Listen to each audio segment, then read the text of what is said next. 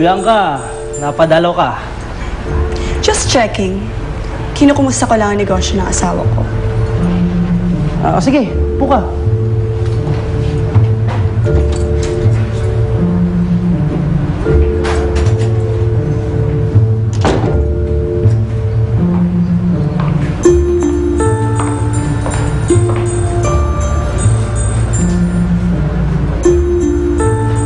May hinahanap ka?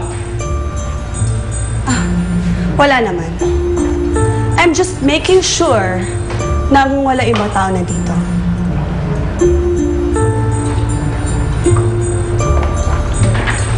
Ikaw naman kasi, Borge. Hindi mo naman kasi sinabi sa akin na kailangan mo pala ng assistant. Eh di sana binigay ko muna si Joey sa'yo. Kumuha ka pa ng kung sino-sino. Nako, kung ito lang, okay na ako. Josie?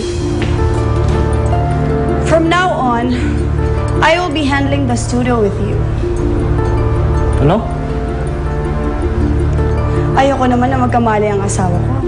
Tanungin niya ako, bakit hindi ko ina-arsikaso ang mga negosyo niya? Okay lang. Kaya ko naman eh. Baka magalit pa si Dave pag may iba pang nakialam. Iba? Ano ibig mong sabihin? Wala. Kaya nga sabi ko okay lang, di ba?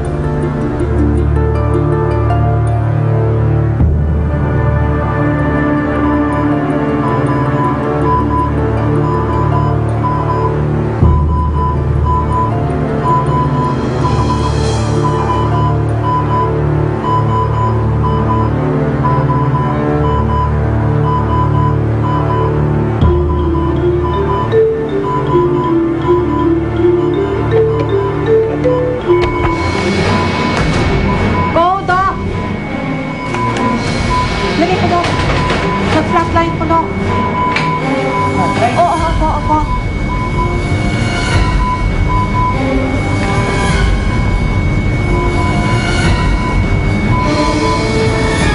Go! Ako ay dito. Oo, dali. Pakidala, dali. Dalian mo.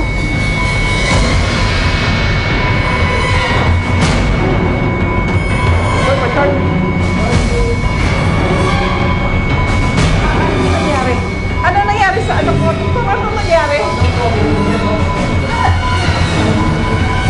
Dave?